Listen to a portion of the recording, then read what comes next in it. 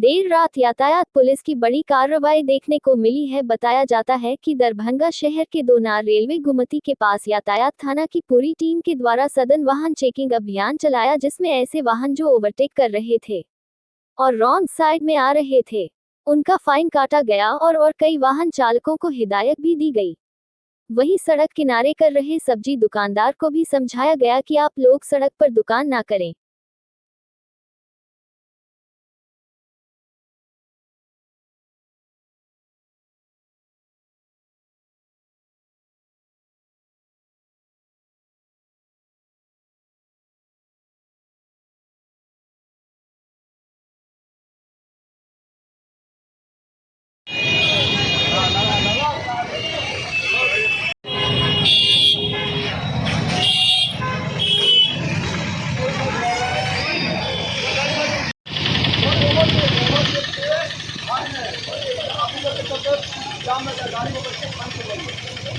आप पता है, ये पता है कि ये दाहिने से हो रहा